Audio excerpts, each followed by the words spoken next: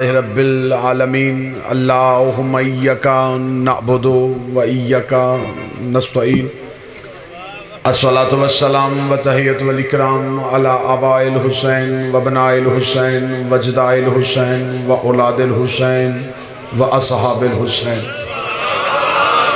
व लअनतुल्लाहि अला अदाइल हुसैन। अम्मा बअद फ़क़द क़ाल हक़ सुब्हानहु तआला फ़ी किताबिहिल मजीद व फ़ुरक़ानिल हमीद व हुवा अस्दक़ुस सादिक़ीन व क़ौलुहुल हक़। बिस्मिल्लाहिर रहमानिर रहीम। ज़क्किर फ़इन्न ज़िक्री तनफ़उल मोमिनीन। बुलंदतर सलावत सल्लल्लाहु अला मुहम्मदिन व आले मुहिब्बान नबी व अहले बैत नबी हुब्बारान रसूल व अहले बैत रसूल। दुआ है कि आले मोहम्मद का अज़ीम अल्लाह हमारी इस अज़ीम तरीन इबादत को अपनी बारगाह में शर्फ़ कबूलियत अता फरमाए। एक इतनी बुलंद सलवात पढ़ो कि गर्मी की हिद्दत विलायत अली की शिद्दत में तब्दील हो जाए। अल्लाहुम्मा सल्लि अला मुहम्मद। इजाज़त है गुफ्तगू शुरू की जाए। आज के इस पुरआशौब दौर में हर बाप को चाहिए जिसकी औलाद उसकी अपनी हो कि वो अपनी औलाद को समझाए कि अली मुस्तहब नहीं, अली वाजिब होता है।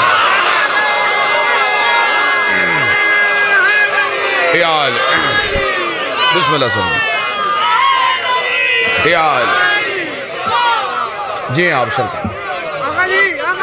बिस्मिल्लाह। मैं फिर खान साहब मैं फिर कहता हूँ, आज के इस खतरनाक तरीन दौर में हर वो बाप अपनी औलाद को समझाए जिसकी औलाद उसकी अपनी है कि अली मुस्तहब नहीं, अली वाजिब होता है। मुस्तहब वो होता है जिसके बगैर गुजारा हो जाए, अली वो वाजिब है जिसके बगैर तौहीद का गुजारा भी नहीं।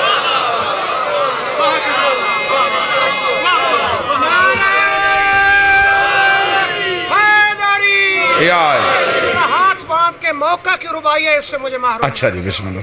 मौलवी जी ये कैसा गजब हो गया, पढ़ के कुरान तू बेअदब हो गया। मैं तो हैरान हूँ तेरी इस अक्ल पर। दाढ़ी वाजिब और अली मुस्तहब।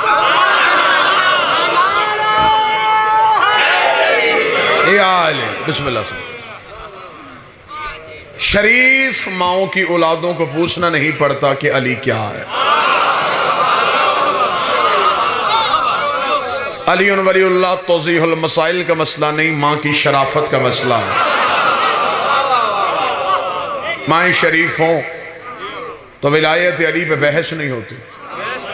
मेरी कौम का इम्तियाज, मेरी कौम का फ़र्क, मेरी कौम का निशान, मेरी कौम का शनाख्ती कार्ड विलायत अली। जिसे अली के बगैर कोई और पीर चाहिए वो आज छोड़ दे अली को।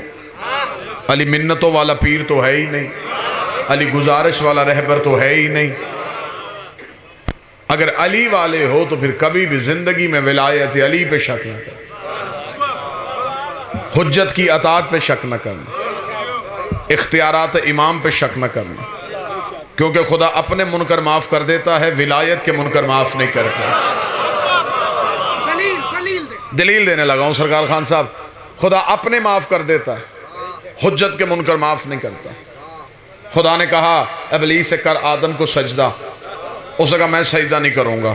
खुदा ने कहा फ़ख्रुज लानत इला यौम दीन, निकल जा मेरे दरबार से, तुझ पर क़यामत तक के मेरी लानत है। मेरे दरबार से फ़ौरन निकल जा, इसी वक्त निकल जा। बारगाह परवरदिगार के दरवाजे पे खड़े होकर कुरान अभी मिंबर पे लेके आओ। इब्लीस ने सदा दी, उसने कहा मैंने तुझे इतने सजदे किए, तेरी इतनी नमाजें पढ़ी, तेरी इतनी तस्बीहां की, किसी एक सजदे का अजर, किसी एक नमाज का अजर, किसी एक तस्बीह की कीमत जिस पे गर्मी का असर नहीं, वो बंदा सर उठाएगा और मेरे साथ बोलेगा जिसके सीने पे विलायत अली माँ का दूध और पाप का खून बन के रक्स कर रही है, उसकी आंखों में विलायत अली की चमक और चेहरे पे हुब्बे अली की मुस्कुराहट होनी चाहिए। इब्लीस ने बारगाह अल्लाह परवरदिगार के दरवाजे पे खड़े होके कहा, एक आदम को सजदा नहीं किया, तुझे तो करता हूँ, इसे सजदा नहीं करता, तुझे तो करता हूँ। खुदा ने कहा फौरन निकल जा, फौरन मेरे दरबार से निकल जा। मेरे अल्लाह तो गफ़ारुज़ ज़नूब है, सतारुल अयूब है, गुनाहों को माफ़ कर देता है, गलतियाँ बख्श देता है।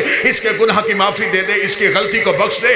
ये तुझे मानता है, इसे नहीं मानता, तुझे मानता है, इसे नहीं मानता। खुदा ने कहा आज मैं इसे किसी सूरत में इसलिए माफ़ नहीं कर सकता, हुज्जत भी पहली है, मुनकर भी पहला है, हुज्जत भी पहली है, मुनकर भी पहला है। अगर आज इसे माफ़ कर दिया, कल को बड़े बड़े मुनकर अमाल के टोकरे अपने सरों पे उठा के मेरे दरवाजे पे खड़े होके कहेंगे छोड़ हुज्जत को, हमारी नमाजें देख, हमारे रोजे देख, हमारे हज देख, हमारे तकवे देख, हमारी तस्बीहां देख, हमारा बड़ा होना देख। मैं इसके गले में लानत का तोक डाल के दुनिया को बता रहा हूं, मैं अपने माफ कर देता हूं, हुज्जत के माफ नहीं कर। सारे बोलो, मिलके बोलो, हाथ ऊंचे, हैदरी।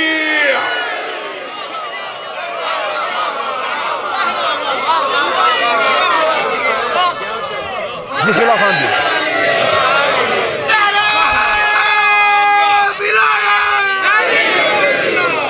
चमन चमन कली कली रामा साहब केड़ा जोर लेंदे मैं, चमन चमन कली कली अली नगर गली गली के दिल खोल के याद सुभान अल्लाह यार।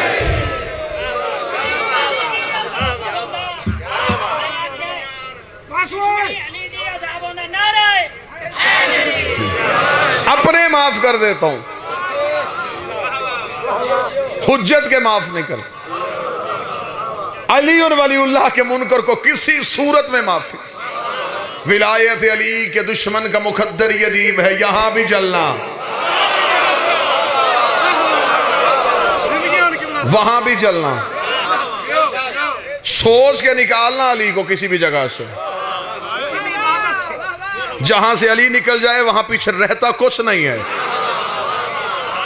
अभी रजब मनाया है ना तुमने, जिसने जश्न मनाया हाथ उठाओ ना। जिसने अली की आमद मनाई है, जिसने अली का मिलाद मनाया, जिसने अली का नज़ूल और अली का ज़हूर मनाया है, उसने मिलाद ज़हूर मसऊद मनाते हुए उसे ये हदीस मौलवी ने जाकर ने सुनाई होगी कि नबी ने अली को हाथों पे उठाया था, हाथों पे उठा के कहा या अली लहमो का लहमी, दमो का दमी, जिस्मो का जिस्मी। ऐ अली तेरा खून मेरा खून है, तेरा जिस्म मेरा जिस्म है, तेरा गोश्त मेरा गोश्त है। आज मौलवी कहता मोहम्मद रसूलुल्लाह पे जाके तशद्दुद को ख़त्म कर दो, अली और वलीउल्लाह की ज़रूरत ही नहीं है। जब मोहम्मद रसूलुल्लाह पढ़ लिया तेरी नमाज मुकम्मल हो जाएगी, तेरा तशहुद मुकम्मल हो जाएगा। 16 रजब को रसूल ने अली को हाथों पे उठा के इन जाहिल मौलवियों को समझाया था, अली मेरा खून है, अली मेरा जिस्म है, अली मेरा खून है, अली मेरा जिस्म है। नबी ने दुनिया को बता दिया था जब मुझसे खून ही निकल जाए पीछे नबूवत में क्या रह जाए। लहुए रिसालत का नाम अली।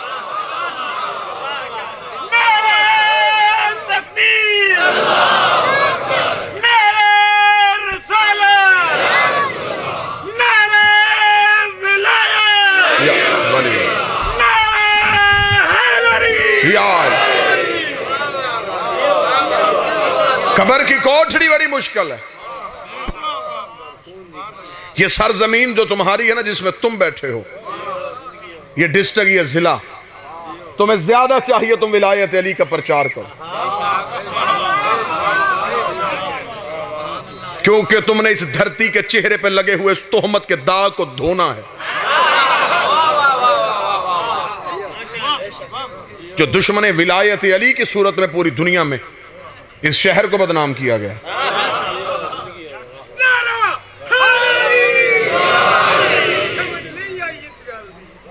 विलायत अली के दुश्मन को किसी सूरत में माफी नहीं।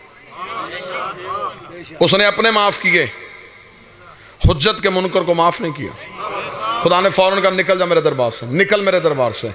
तूने क्या कहा था, इसे सजदा नहीं करेगा, या अबलीसो मा मना कांतो से दुलमा खलक तो भैया दे, तू कह रहा था इसे सजदा नहीं करेगा, तुझे किसने मना किया इसे सजदा करने से जिसे मैंने बनाया अपने दोनों हाथों से? तुझे किसने मना किया इसे सजदा करने से जिसे मैंने बनाया अपने दोनों हाथों से?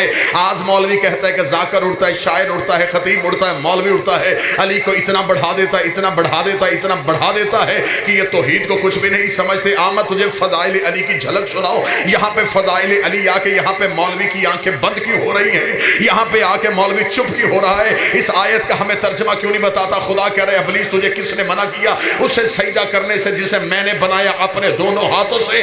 कुरान में आयत ना हो मैं इस चौक में गर्दन कटवाऊंगा। खुदा ने कहा मैंने आदम बनाया अपने दो हाथों से, अपने दो हाथों से। मुझे मस्जिद के मौलवी से लेके हौजा इल्मिया नजफ तक या मुझे अल्लाह के हाथ दिखाओ या हाथों वाला अल्लाह दिखाओ, या अल्लाह के हाथ दिखाओ या हाथों वाला अल्लाह दिखाओ, या मुझे बताओ वो अल्लाह के हाथ कौन से है, या मुझे बताओ वो हाथों वाला अल्लाह कौन सा है। दुनिया की तौहीद मशकूक हो जाती अगर कूफे के मिंबर पे अबू तालिब का बेटा अली न बोलता। अली ने कूफे के मिंबर पे अपनी अबा को खोला, अपने दोनों हाथों को बढ़ा के कहा ये वो हाथ है जिन्होंने आदम की मट्टी को गूंदा था।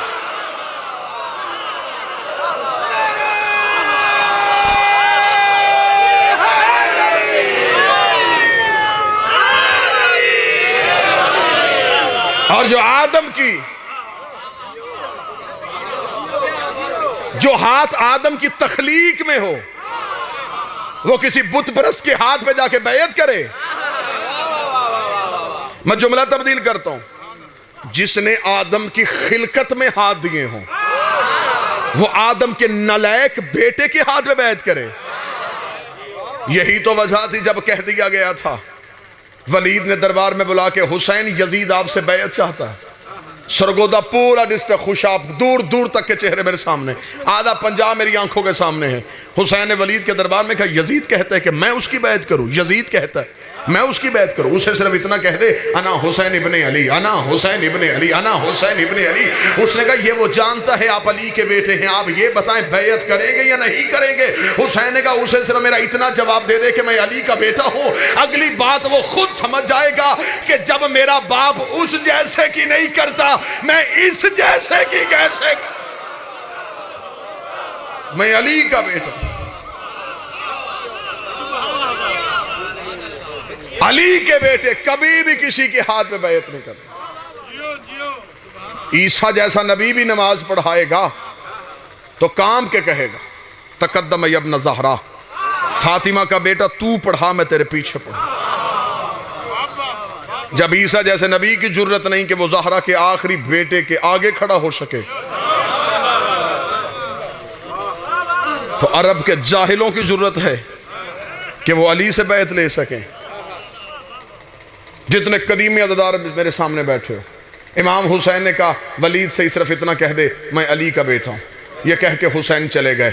आज मस्जिद के मौलवी से लेकर मक्के के मुफ्ती तक जिससे पूछो कि हुसैन और यजीद में सही कौन था गलत कौन था, वो कहता हुसैन सही थे यजीद गलत था, हुसैन सही थे यजीद गलत था, हुसैन ठीक थे यजीद गलत था। मौलवी के सर पे कुरान रख के पूछ के तूने ये कहा यजीद गलत था, आखिर यजीद गलत क्यों था, वजह क्या है, क्या वजह थी यजीद गलत था? वो कहते यजीद इसलिए गलत था कि उसने हुसैन से बैत मांगी थी, उसने हुसैन से बैत मांगी थी। इसका मतलब तू अंदर से मान गया कि जो भी हुज्जत से बैत मांगे वो गलत होता है, जो भी मासूम से बैत मांगे वो गलत होता है। और मुझे इज्जत अली की कसम है, जितने इस इलाके के कदीमी अदादार बैठे हो, सिवाय मजहब इमामत के कोई भी फिरका यजीद की खिलाफत को अपने नजरिए के तहत गलत साबित नहीं कर सकता।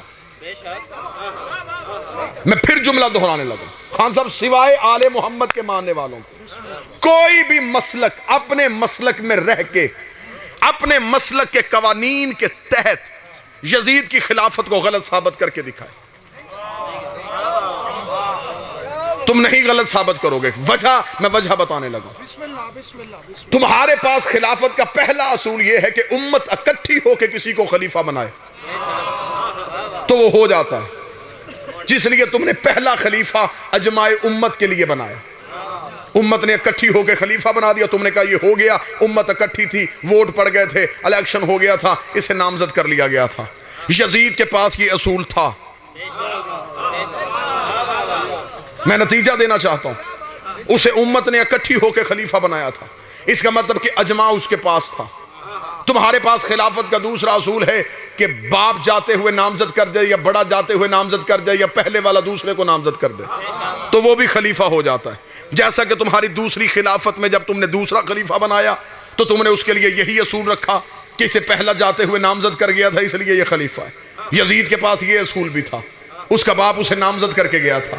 तेरे पास तीसरा असूल है कि कमेटी फैसला कर दे तो वो भी खलीफा होता है। यजीद ने कमेटी बनवा के फैसला भी कर लिया था। तारीख की किताबें मिंबर पे लेकर मैं छत तक ढेर लगाने के लिए तैयार हूँ। यजीद के पास अजमा था, यजीद के पास इस्तखलाफ था, यजीद के पास कमेटी थी, यजीद के पास नामजद करना था। तो फिर मौलवी किस मुंह से कह रहा है कि यजीद गलत था, हुसैन सही था? तेरी मजबूरी है, तुझे कहना पड़ेगा हुसैन सही था, तुझे कहना पड़ेगा हुसैन सही था। इसलिए कि हुसैन सही नहीं थे, सिर्फ हुसैन ही सही नहीं थे, इमामत सही थी, इमामत का तरीका सही था। तुझे यजीद को गलत नहीं कहना पड़ेगा, तुझे कहना पड़ेगा कि हुसैन सही थे, अजमा गलत था, हुसैन सही थे, इस्तखलाफ गलत था, हुसैन सही थे, नामजद करना गलत था। तुझे मानना पड़ेगा गदीर सही था, सकीफा गलत था।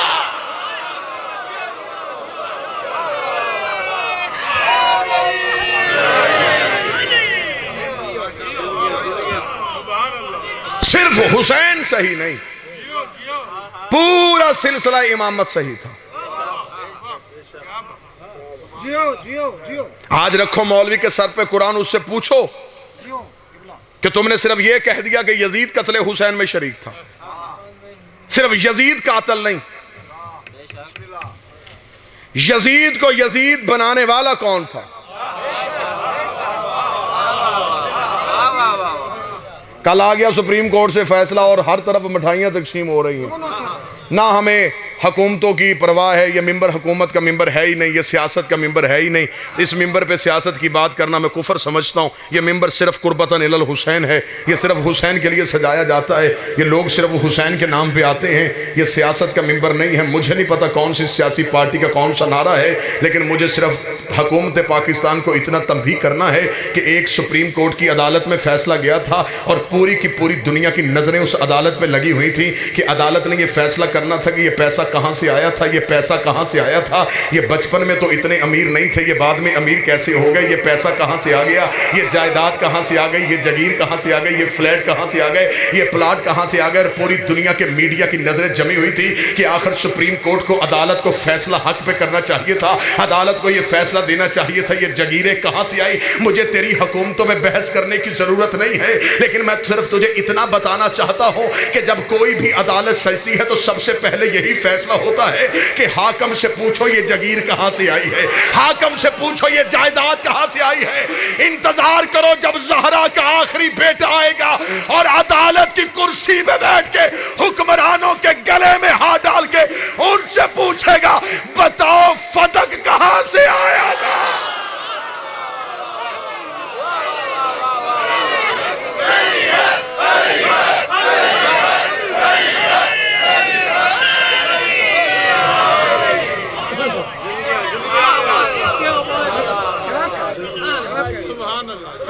इनकार कर गए हुसैन। 26 रजब को हुसैन ने इनकार कर दिया और वो हुसैन का ला आज भी ला है, वो नहीं आज भी नहीं है। ये है हुसैन की कौम। सदियों पहले वलीद के दरबार में हुसैन ने कहा नहीं, आज भी हुसैन के नौकर हुसैन की उस नहीं पे कायम है। सिर्फ नहीं कहा हुसैन ने कहा नहीं। आज मौलवी कहता है कि सिर्फ हुसैन हुसैन करने से क्या मिलेगा, न तुम्हारे पास अमाल है, न तुम्हारे पास कोई कबूलियत की चीज है, सिर्फ हुसैन हुसैन करते हो, सिर्फ हुसैन हुसैन करते हो, सिर्फ हुसैन हुसैन करने से बख्शे जाओगे। रख मौलवी के सर पे कुरान। यजीद के पास कलमा था, हुसैन नहीं था। चलो मैं आसान कर देता हूं, जो बंदा अभी भी नहीं बोला, जिसके चेहरे पे अभी भी थोड़ी सी परछाइयां, मैं उसके लिए आसान कर देता हूं। हुर के पास नमाज थी, हुसैन नहीं था। रोजा था, हुसैन नहीं था। सजदा था, हुसैन नहीं था। इस्लाम था, हुसैन नहीं था। हुर के पास पूरा इस्लाम था, सिर्फ हुसैन नहीं था। आम मौलवी मैं तुझे इस सिर्फ की कीमत बताऊं। हुर के पास सारा इस्लाम था, सिर्फ हुसैन नहीं था। हुर ने 10 मुहर्रम को करबला की गर्म रेत पे अपने लहू के साथ असूल लिख दिया जिसे क्यामत तक कोई यजीद ज़्यादा नहीं मिटा सका। हुर ने करबला की रेत पे लिख दिया, करबला की रेत पे लिख दिया कि इस्लाम जैसे आला मजहब से अगर सिर्फ हुसैन निकाल लिया जाए सिवाय यजीदियत के रहता ही कुछ नहीं। इस्लाम में सिर्फ हुसैन। कद कदमों पे यूं हुसैन के सजदा अदा किया, कदमों पे यूं हुसैन के सजदा अदा किया, हुर बेनियाज हो गया सजदों से उम्र भर। नारे हैदरी। सिर्फ हुसैन नहीं, बस हुसैन। कहा था ना मोहम्मद अली जौहर ने, कत्ले हुसैन असल में मर गए यजीद है। इस्लाम जिंदा होता है, इस्लाम जिंदा होता है, इस्लाम जिंदा होता है। हर नहीं। मातमी ने कलम उठाया, उसने कहा खुशबू खुल्द दब गई खाके शिफा के बाद। लाल खान जी अब वहां से लेके एक खान साहब पीछे बैठे, एक खान साहब आगे बैठे, पूरे मजमे से तवज्जो चाहूंगा। मातमी ने कलम उठा के खुशबू खुल्द दब गई खाके शिफा के बाद, जन्नत का नाम आने लगा फिर करबला के बाद, जन्नत का नाम आने लगा फिर करबला के बाद। सब्र यकूब, हिम्मत खलील, तज़किरा अयूब, ये सब तज़किरे हैं जिक्र शाह करबला के बाद। बादल हुसैन दुनिया में ना हुआ कोई दूसरा, ना हुई फिर कोई करबला उस करबला के बाद। उठे कब्र से तस्लीम ये रूह जौहर करे, इस्लाम जिंदा हो चुका बस करबला के, इस्लाम जिंदा हो चुका। ये जो आज तक इस्लाम जिंदा है, इसकी रगों में सिर्फ करबला का लहू है, सिर्फ करबला। इस्लाम से करबला निकाल दी जाए तो पीछे है क्या इस्लाम में? तेरी झूठी हुकूमतें, तेरे गंदे रावी, तेरे झूठे मुअर्रिख, तेरे गुनाहगार बादशाह। अगर इस्लाम से इमामत निकाल दी जाए सिवाय गंदगी के है ही कुछ नहीं। क्या सोच के मौलवी विलायत अली का मुनकर करना चाहता है मेरी कौम के बच्चों को? किस वजह से तू विलायत अली से बच्चों को दूर करना चाहता है? ये जी आज मसला शुरू हुआ, ये आज मसला नहीं शुरू हुआ, ये आदम और इब्लीस की जंग ही विलायत अली पे हुई थी। मिंबर पे बहुत बड़ा दावा किया है मैंने, मैं मिंबर पे दलील देके जाऊंगा, कुरान से दलील देके जाऊंगा। ये साजिश की है मौलवी ने कि उसने आदम के सजदे का इनकार नहीं किया, सजदे का इनकार कर दिया और खुदा ने निकाल दिया। एक सजदे की वजह से खुदा इतनी बड़ी सजा दे? तू लाखों छोड़ के भी हाजी।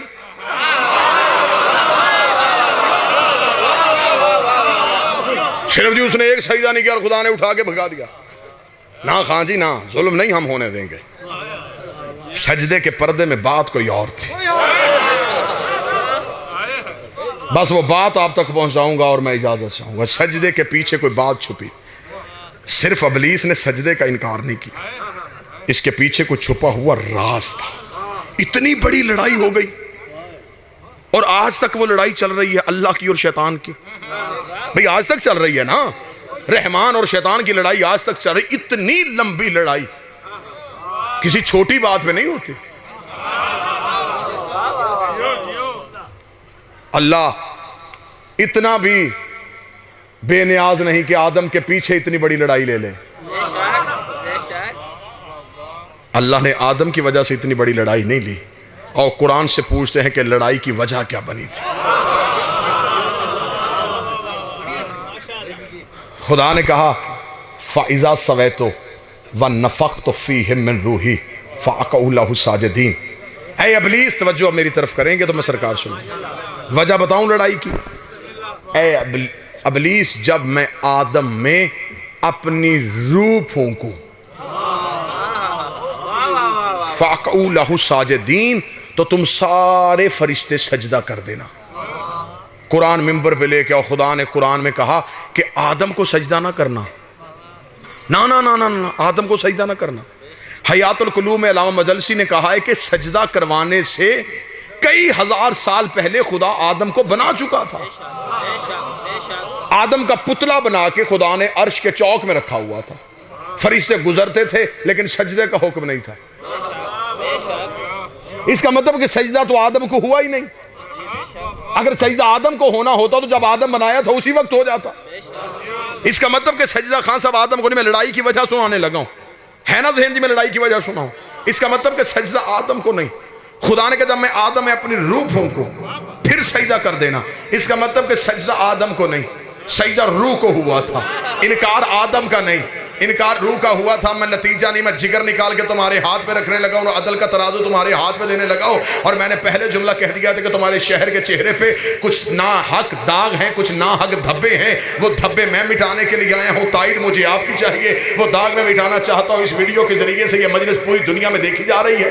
कम से कम पूरी दुनिया में जहाँ जहाँ जिस शहर जिस गली मोहल्ले में बैठा हुआ कोई मोमिन इस मजलिस को सुन रहा होगा, उसे पता होगा कि सरगोदा में अकीदा पढ़ा भी जाता है, अकीदा सुना भी जाता है, अकीदे पे लोग बोलते भी हैं, अकीदे की ताईद भी करते हैं। तुम्हारे हाथ गवाही के तौर पे विलायत अली के मुकदमे पे दर्ज हो जाएंगे। खुदा ने कहा जब मैं आदम में अपनी रूह फूंकूं तब सजदा कर देना। इसका मतलब कि सजदा आदम को नहीं, सजदा उस रूह को हुआ था। इनकार आदम का नहीं, इनकार उस रूह का हुआ था। कुरान मिंबर पे लेके आ, मौलवी का गिरेबान मेरे हाथ में दे, मैं कुरान से उसे निकाल के दिखाऊं। पहले कुरान से पूछ ये रूह है क्या? आवाज़ परवरदिगार है मेरा हबीब तुझसे पूछेगा ये रूह क्या है? कह देना वकुल रूह मिन अम्र रब्बी, तू फौरन कह देना रूह अल्लाह का अम्र है, रूह अल्लाह का अम्र है। इसका मतलब कि सजदा आदम को नहीं, सजदा अल्लाह के अम्र को हुआ था। इनकार आदम का नहीं, इनकार अल्लाह के अम्र का हुआ था। किस मुंह से अली को नमाज से निकालेगा? वो एक अम्र का इनकार करके लानती बन गया। तू पूरे ओलल अम्र का इनकार कर। उसने एक अम्र का इनकार।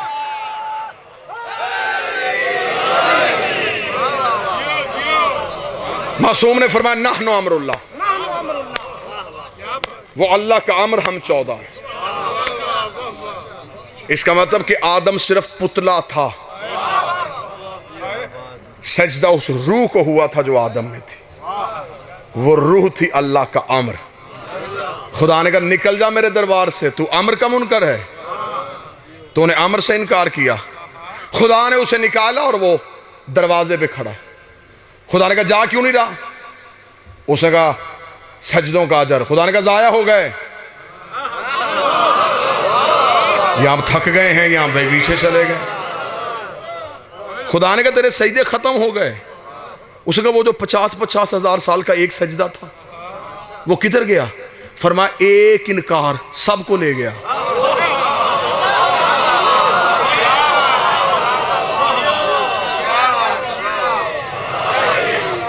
50,000 साल का हयातुल क़ुलूब में अल्लामा मजलसी ने लिखा 50,000 साल का ये एक सजदा करता था। 50,000 साल तक सजदे में पड़ा रहता। खुदा ने कहा गए तेरे सजदे, खत्म हो गए तेरे सजदे, इसलिए कि तूने आमर का इनकार कर दिया। तवज्जो मेरी तरफ कीजिए, मैं छोड़ने लगा। खान साहब से मेरा वादा है, उन्होंने भी आगे हाजिरियों पे जाना है। सिर्फ 2 मिनट और सुन लेना, यही वजह थी। 50,000 साल का एक सजदा और खुदा ने निकाल दिया। जी बिस्मिल्लाह, 50,000 साल का सजदा खुदा ने एक लम्हे के लिए निकाल दिया।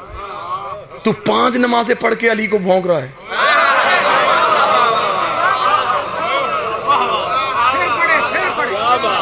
उसने 50,000 साल का सजदा किया, इतने लाख साल की इबादत और खुदा ने नहीं देखी।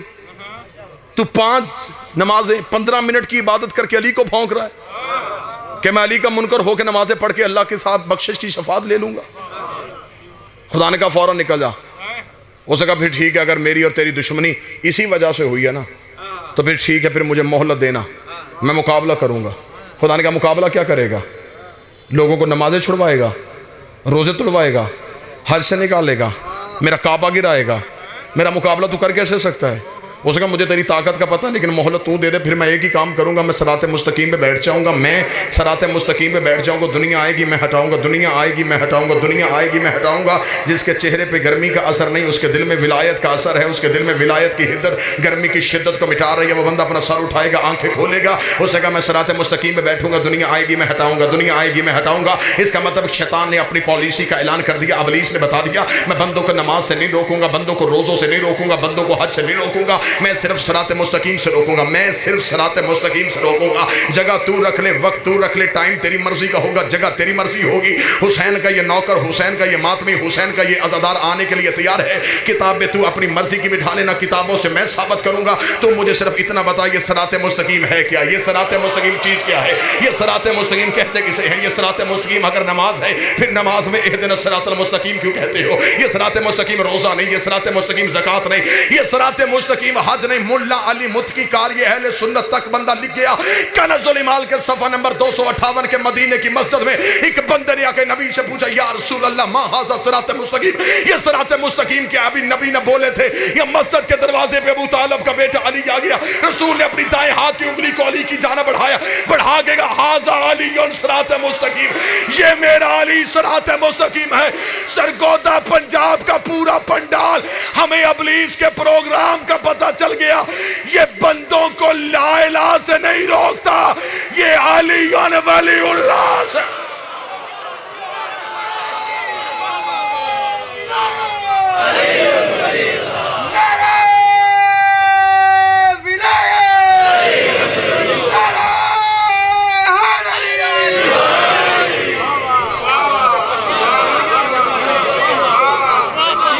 इसकी दुश्मनी की वजह है विलायत अली।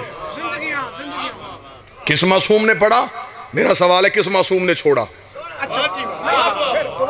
सवाल ये करते जी, किस मासूम ने पढ़ा था अली वलीउल्लाह? मेरा सवाल है, किस मासूम ने छोड़ा था? तो किसी हुज्जत की वो नमाज दिखा जो बगैर विलायत अली की। अगर हम मुज्तहिद के कहने पे अल्लाह को नहीं, अल्लाह दलील से माना जाता है। विलायत अली पे समझौता ना करना, विलायत अली पे खरीदारी ना करना। कब्र में जो चराग काम आएगा उसे विलायत अली कहते हैं। चंद रोजा जिंदगी है, अली की दुश्मनी ना लेके जाना। विलायत अली की कीमत पूछनी है तो ज़ैनब के बुरके से पूछ।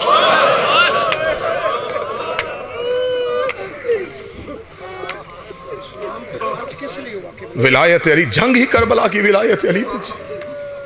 क्या लड़ाई थी? क्या वो कहता था नमाज नहीं पढ़नी?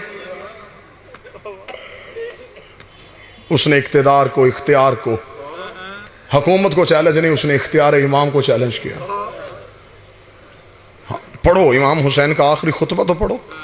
जब तन्हा रह गया था, लाशों के ढेर में खड़ा था, तन्हा खड़े हुसैन ने, सामने 9 लाख यूं कातिल खड़े थे, जख्मी खड़ा मेरा बादशाह हुसैन।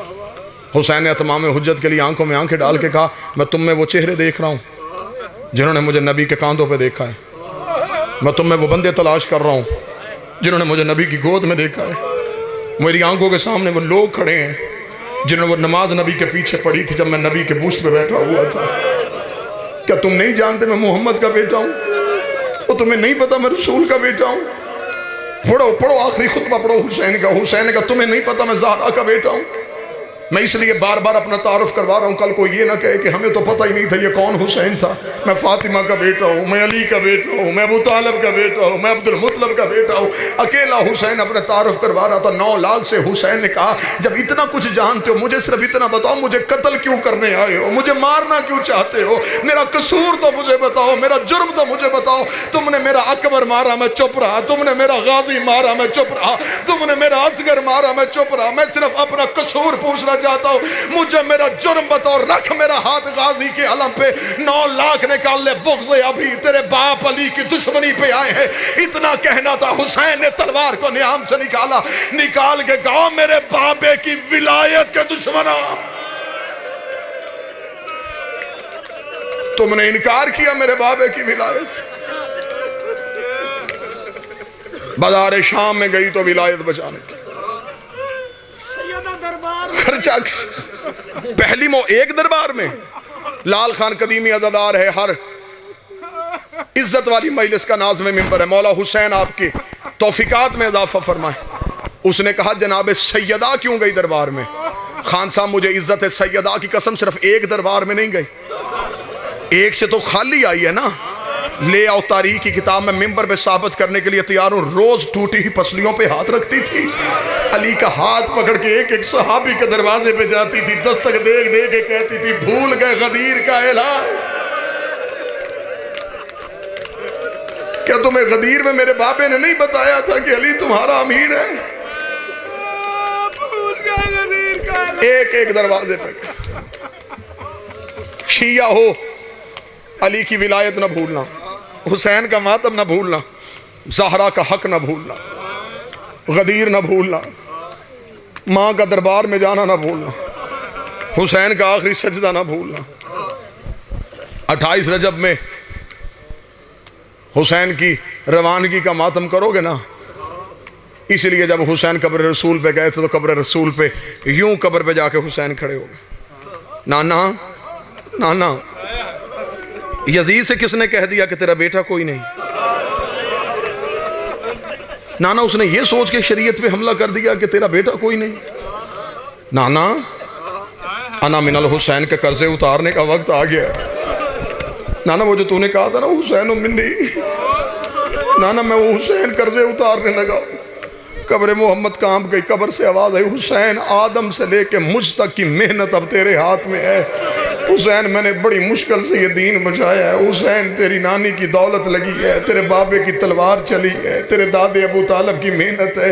हुसैन सब कुछ तेरे हाथ में है। हुसैन मुझे बता सकता है दीन कैसे बचाएगा? अब जिसकी आंखों में फुरात बहने के लिए तड़प रही है, मेरी उन आंखों पे नजरें हैं। हुसैन की आवाज़ है, नाना तू परेशान ना हो, मैंने 40 दरवाज़ों को ताला लगा लिया, तेरा दीन बचाऊंगा। आवाज़ आई, अगर दीन फिर भी न बचा, नाना माँ की शक्ल वाली बेटी मदीने की गलियों में रोती छोड़ के जाऊंगा। हुसैन अगर मेरा दीन फिर भी ना बचा, नाना तू परेशान ना हो, मैं मक्के जाऊंगा। अगर हज ना पढ़ने दिया मैं बदे एहराम तोड़ दूंगा। हुसैन अगर मेरा दीन फिर भी ना बचा, नाना मैं 2 मुहर्रम करबला के जंगल में उतर जाऊंगा। हुसैन अगर मेरा दीन फिर भी ना बचा, उठा कब्र रसूल से ज़हरा का लाल, अपने सर से अमामा उतारा, कब्र मोहम्मद की पांती फिर का हाथ जोड़ के खड़ा हो गया, रो कहता नाना तू परेशान ना हो, 7 मुहर्रम होगा मेरी सकीना प्यासी होगी।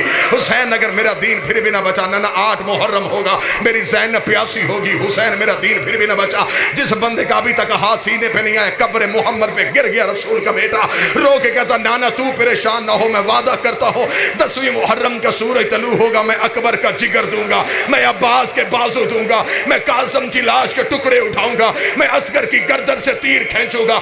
आवाज आई, हुसैन अगर दीन फिर भी ना बचा, रो के कहा नाना तू परेशान ना हो, सर सजदे में रखूंगा मैं, उठाएगा मेरा कातिल। आवाज आई, तेरे सर के बाद भी दीन ना बचा फिर क्या देगा? हुसैन रो के कहता जो दे सकता था वो दे दिया, अब तू बता तेरे दीन को क्या चाहिए? अभी हुसैन नहीं बोले, या सैयदों की हवेली से एक बीबी के रोने की आवाज आई। आवाज आई, हुसैन वापस आ, नाने से वादा कर, करबला जाने तू जाने, शाम जाने तेरी ज़ैनब। हुसैन में बाजारों में, हुसैन में दर